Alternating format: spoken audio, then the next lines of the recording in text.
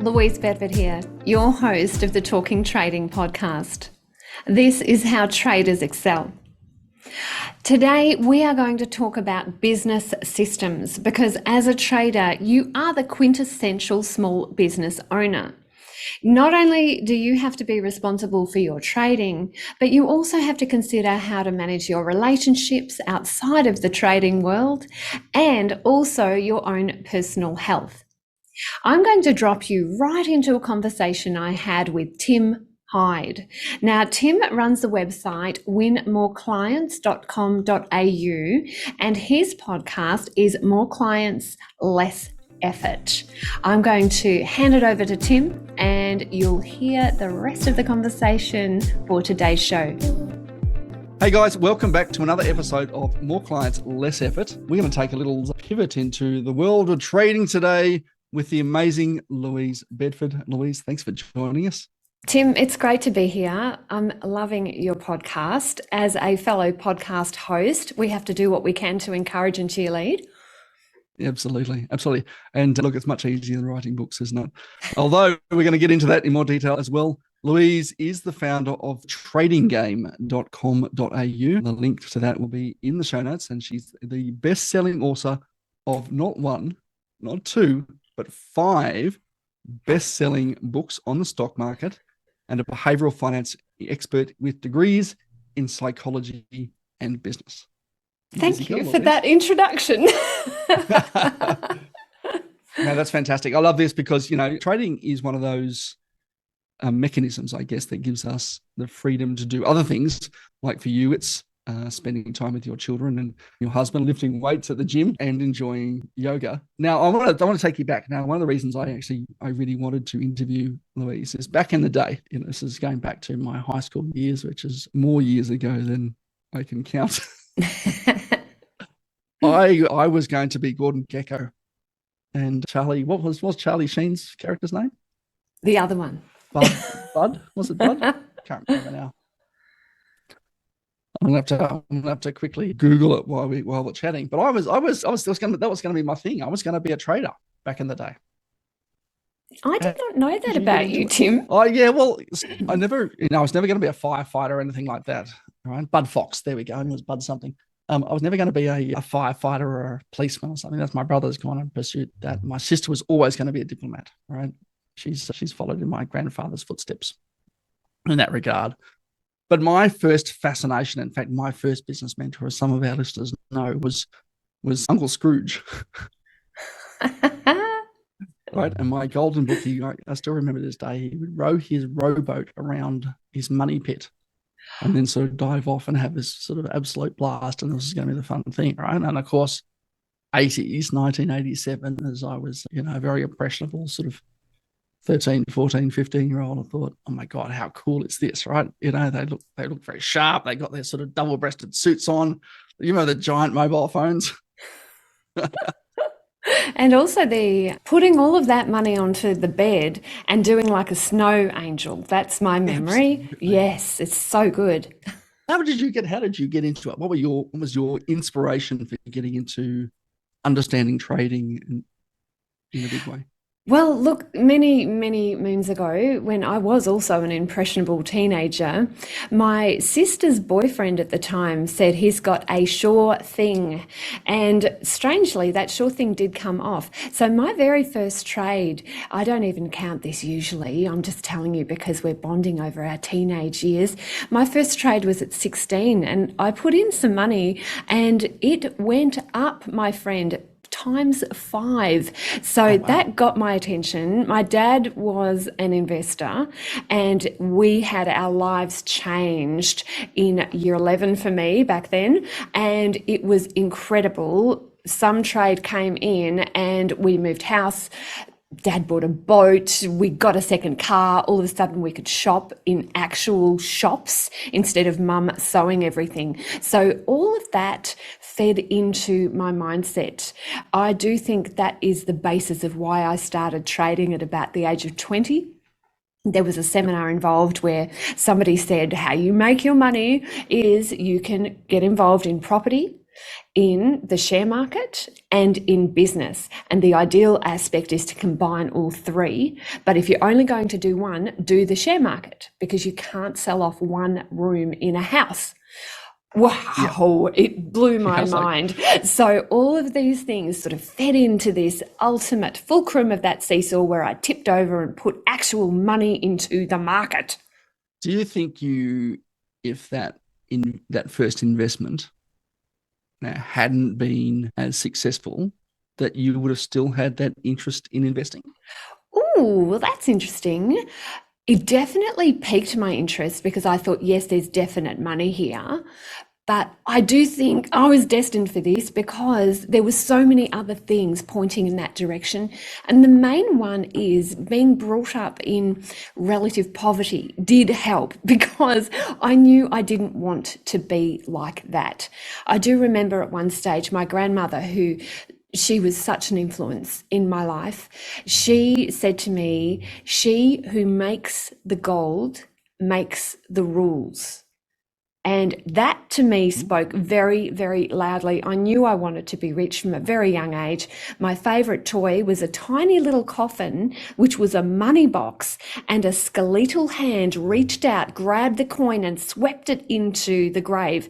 So I used to put money there, and the little hand would grab the money, and I loved that thing. So I think I've always had an affinity with money, with looking for ambitious ways to be able to spread my influence, and security as well. So all of that really, I think, coalesced into me being totally prepared to jump on that opportunity.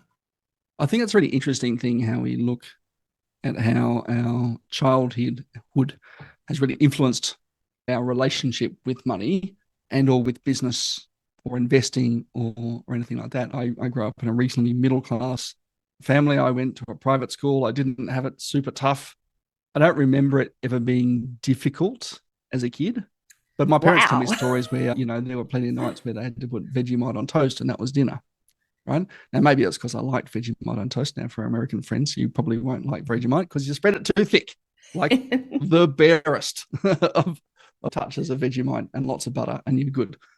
But I do kind of think that our relationship with money in our formative years as a teenager, and certainly as a 9, 10-year-old, that's really impacted our view on wealth creation. And I'm still kind of remembering a story, actually, probably about 12 years ago. My son was 7 years old. We'd only just moved to where we live right now. And I caught myself, he disappeared from the house one day. Okay. Quality parenting moment, right? Now we've got a house with 10 external doors, so it's very easy to walk out wherever you want to. And my wife was out at work and she came home and she said, where's James? Oh my God, I don't know, probably watching TV or something, playing his PlayStation. And no, turns out he was not at the house and he was not hiding in the garden. He wasn't playing hide and seek with or something. He'd actually gone out doing door-to-door sales. What did he sell? He was selling loom bands. I don't know if you remember those. I do remember the rubber those. band bracelets. Oh my gosh. So he'd made up a bunch of rubber band bracelets and he went out and decided to sell them door to door. Now, it's just the thing as an adult that we find it very difficult to knock on doors, get rejected, and go to the next door and try it again. He ended up making about $50 all up over 2 days. Right, the first day got in trouble. Second day he went out again, did it again. But he improved his skills. See, that's the good part about having a referral strategy. Right? Yes. So I've actually suggested to him, when you knock on someone's door, ask for the neighbour's name. Ask for their name, right? So when you knock on the neighbour's door, you can say, Jim next door said. Genius. The natural response as parents is to say, no, don't do that. You're grounded, right? And my wife and I caught ourselves in that moment and said, okay, well, if you're going to do this, what would be a better way of making this money? And I think that's a really important lesson that we as adults can learn, but also pass on to our children. Not the default isn't no, it's what would be a better way to achieve the outcome that I'm looking for. Right? And I know that's something that you do with your trading methodology as well, because sometimes we don't get it right. do we? Yes, that is gold, Tim. That you're already providing beautiful value because this simulcast, because it's going onto your podcast as well as my podcast. My podcast is talkingtrading.com.au, and your podcast is More Clients, Less Effort. So this is great because we're providing value already for each other's audiences. One of the things that I like as our combination is that we both are very system oriented. And I want to talk a bit about that too, because your story about your child is actually developing a system even at that young age. So I'd like your thoughts on this. Thinking about systems, I teach the people who train with me, members of my mentor program, I teach those people that there are actually 3 systems that we need to look at in order to be successful. The first system is about the share market. So that is your trading plan, your entry, your exit, your position sizing, the specifics about how you get in, how you get out, how much money to put into each position, including what you do with that money once you start making money. And if you're making losses, how you handle that. So that's the market system. Hannah can run around like a headless chicken. Exactly. You can write that into your trading plan if that's what you so desire. But if it's written in your trading plan, then you can do it. Right? So it's all premeditated aspects to pop onto paper in the cold light of day. So we're ignoring that very hot state. We're using our cold state when we're not in the markets to be able to have that pure logical decision making. So that's system 1. System 2 is systems to do with your home life, with your relationships, with your community. So how do you make sure that your spouse is looked after if this is a situation, because not all of us have a spouse that's on board with our overall goals. So what's our system for dealing with that? What's our system for dealing with our friendships? Because sometimes when we start out earning our friends, that can put pressure on the friendship. So systems to do with those relationships that are the most important to you. And then the third type of system that I like to encourage people to consider is your personal systems. So how do you look after yourself? What's your self-care? How do you continually stay motivated? What do you do to recover after you've experienced a really big profit or a really big loss? What are the personal things such as morning journaling, such as aspects that involve fun? What can you do to encourage your vessel of your body to maintain its performance and achieve its very best year after year? Because we are talking about something that involves a grind. This is not a one-off. You make the money and then woohoo, you buy Portugal and off you go. No. Portugal. I don't know if Portugal's actually for sale, but you know. Oh, it's not? Oh, I could be wrong there. I'm not in real estate. This is something, as with your own business, that you need to do year after year, and that grind can wear you down and it can lead to things like burnout. So, Tim, what are your thoughts about those 3 systems? Yeah, look, I completely agree with you. Yeah. You know, as you were saying that, you know, like even trading, you know, if you just look at sort of the wealth creation system, right? You know, most of us has a system where we get up and we go to work, and we're not even a government town where this is like the norm, right? And for most people, it is. Right? If you know people in your life who are like this, they get up, they go to work, and they spend the first hour of every day working just for the privilege of driving their car to and from, and paying for parking, and then the second hour is paying for the tax man, and the third hour is paying for all the food, and the fourth hour, right? And you finally get to hour 7 in the day, and that's the bit you get to keep for yourself, right? And I was reflecting on some of the things you were saying there, Louise, about that sort of wealth building system that you've got, right? Whether it's a business, whether it's property, whether it's trading, you've got to have a system. For me, my system for trading is always, buy reasonably good blue collar stocks and hold them for a long time. Okay. So I started that system when I was 2. Right? My parents invested in some Commonwealth Bank shares, and I added more over time, and I sold all those, in my early 20s and bought a house.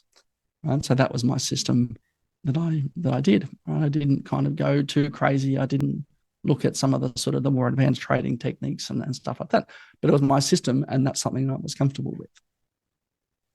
Right?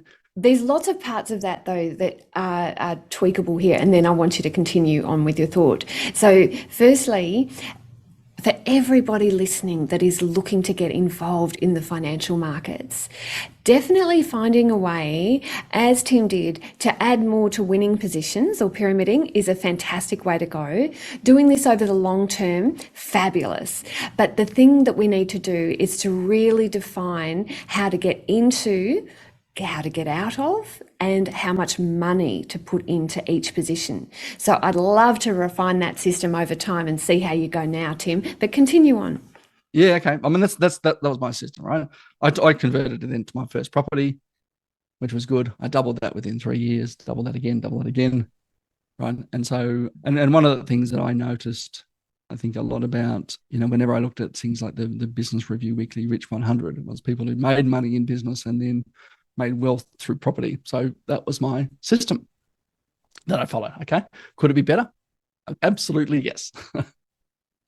Absolutely yes. But you are right. We have all sorts of different systems that we do. And the more I think the more we focus on systems, whether they be business systems for your sales and marketing, whether they be, wealth building systems, whether they be personal systems, whatever they are for you, the more we can kind of get a predictable outcome. And that's what we're really looking for. We don't necessarily need to maximize the outcome all the time, although that would be great, right? But I think what most people are looking for, Louise, is just security of a predictable outcome. If I do this in 6 months' time, that's where I'll be. In 12 months' time, that's where I'll be. In 5 years' time, that's where I'll be. Because we're surrounded by so many uncertainties. But, the more we can create predictability, the more likely we are to have some certainty and some safety, which is one of those fundamental, needs that people have. Yeah, I'm loving that. I think that predictability aspect is so important because we have to, first of all, make the plans to look into the future, imagine our future selves, and imagine, are we going to be happy with those outcomes? And secondly, we need to execute those plans. So that's working right back into the minutiae of everyday life. So what you're saying does make a lot of sense. What's the system you use? I'm curious from a customer acquisition perspective. What do you? Yeah, let's talk about the business side. So Yeah. just to give you the broad overview, my husband has decided to go into the property development side. So we've got the property side looked after. And of course, I'm involved slightly, but that isn't my major focus. That's his major focus. Thank goodness, because if it was up to me, I don't know if I would have gone there because it's too many things juggling, spin those plays. The financial markets is my game, of course. And then with the business side of things, let's put on that business hat. Then I've got my tradinggame.com.au website, and that's where we train people to make money out of the stock market. And I've also got talkingtrading.com.au, which is my podcast. So in terms of how do I get my clients, how do I build up that lovely asset of community, what I do is I rely based on not only the people who come to me from my books, not only the people that come to me from my podcasts, but I heavily rely on my people in my community to refer. Now, we have had the best people come through because they're buddies with, or they worked with, or they're the cousin of. And that to me is extremely fulfilling. Sure, it's not the quickest way to go. And when you're starting out in business, that can be a challenge. But sometimes all it takes is for you to ask. Ask, who do you know that? Who else could I help that is in a similar situation to you? That, I think, is a forgotten secret of success for business owners. They tend to underestimate the importance of looking after their people, and they overestimate the importance of spreading their word far and wide like a spray gun, hoping that a bullet will hit the next person. So I do think a little bit of focus on your existing people can make all the difference. What do you think makes your community really work well? Yeah. We made a decision many years ago. My mentor program has been running since the year 2000, so 24 years we're coming up for. We decided to make it a repeat for free course. Now, nobody's doing this because they clearly have worked out that a weekend course pays them more money. Why not just take that money and run? But it doesn't sit well with me. It doesn't sit well with my business partner, Chris Tate. We like to look after people and keep working for them for free until they hit their goals. Now, in being able to relate this for your audience, it is work out what your people want. What do they want in their heart? What are they trying to achieve? Firstly, you have to know them and understand their desires, what's important to them, but then you also have to supply that and to promote that you've supplied that. So we are continually asking our people to repeat. I know that sounds ridiculous, but hey, they have to be reminded of the opportunity and they have to be continually reinforced with the idea that we are in this together. And I think that that is a huge foundation of our success. We stayed loyal to our values. We stayed loyal to the idea that there are so many people out there in disreputable share market trading firms, prop trading, for example, that they churn and burn. And we didn't want to do that. So all those years later, we've got people who've repeated the course 24 times, even more, because we've used to run it more than once a year. Now we only do it once a year. So to me, in summary, work out what your clients want, work out how you can fulfill that, and continually reinforce that you are fulfilling that for your existing community. Yeah, I love that. I really love that. I think it's one of those things that the industry as a whole kind of, I'm not necessarily talking about trading, I'm talking about marketing and business here, that we overlook the importance of customer retention and having a system around customer retention. So much of marketing is about get me more leads, get me more leads. In fact, it's a thing that I've heard repeated at me ad nauseum over the last 29 years that I've been in the digital marketing space. I need more leads. Okay, well, no, you don't need more leads. I mean, and look, to be fair, you probably do need more leads, but it's only because you've got a really sort of immature conversion system and you've got an immature retention system. Right? And you have to keep filling this leaky bucket, right? And most of us who have been in business for any length of time have seen the image of the leaky bucket. Water goes in the top, it all flows out, and then you try and get the few drops left over for yourself. It's super inefficient, and that's what systems are all about. The systems are about putting a process in place into your business, into your life, into your trading, process that you can assess and improve over time. And I so love it. if you've got a business that is constantly leaking opportunity out, right? If you want to have this thing long term and make it a little bit easier and a little bit more predictable for yourself, the acquisition of clients is just one part. Okay. Look at how you're converting those clients. And particularly, I guess, in your case, Louise, how do we retain them? What's a system that we can put in place to retain them? And if that system is just like give people lifetime access to the stuff they've already bought and encourage them to keep revisiting it, that's awesome, because what that does is it reinforces the value and builds that positive word of mouth off the back of that. Yeah, it really does. And the other aspect, just as you're talking, that's occurred to me is in business, we often have that word avatar on our mind. So in business, an avatar is your ideal type of client. What does your client look like that you want to work with, but also wants to work with you? So ideally, looking at that avatar before you even put $1 into advertising is the best way to go, because you'll work out how to appeal to that avatar. Now, the parallel with this is in trading. I'm looking for an archetypal trade. I have got this ideal, perfect marriage material trade printed out, and there might be even more than one. Actually, I have three, but that archetype is the purest, gorgeous, most perfect chart that I could possibly find. And for that chart, how have I traded it? So that is the equivalent of avatar.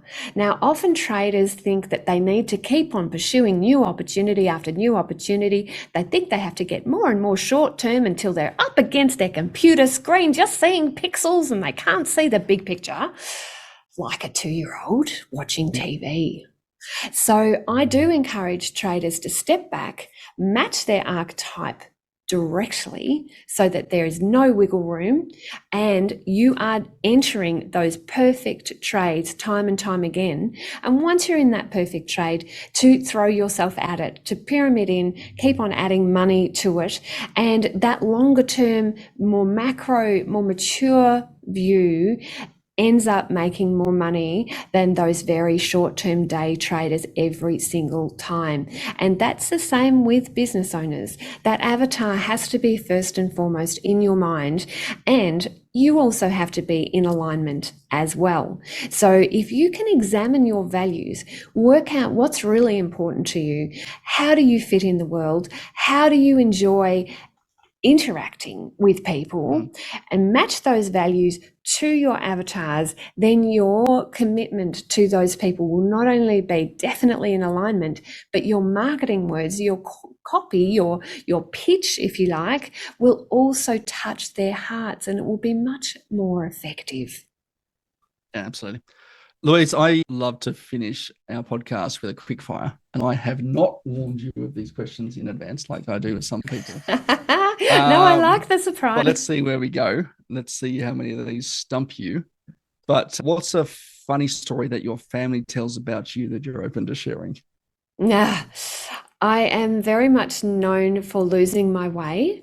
So I geographically am very, very challenged. Many, many times I have walked completely in the wrong direction and even gone into the guys' toilets because I thought they were the ladies, because I was pretty sure it was on the left, but no, it was on the right. To be fair, it's probably a shorter line. Yeah, damn, So yeah, I've surprised a few men in my time. Fantastic. What's a common myth about your field of expertise? The myth is you have to be good at mathematics. So many people have been terrified of the share market because they think they have to be a maths whiz. It is certainly not the case. You need a basic level of 2 plus 2, but it can all be looked after by spreadsheets. You don't have to be directly attuned to maths in order to make a good buck. I do love a good spreadsheet.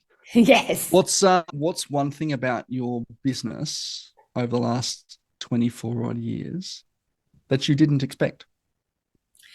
I never expected that I would watch my clients and me grow old.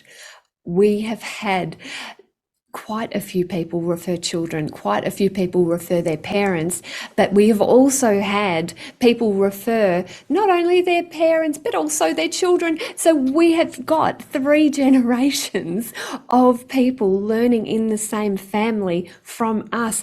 And that I had no idea would be so rewarding, to be involved and to stay involved in these clients' lives, to watch them excel and achieve, to see them through the money that the markets bring in, change where they live, where they send their children to school, the types of cars they drive, the holidays they go on, that companionship that can be focused on and elevated once money is looked after.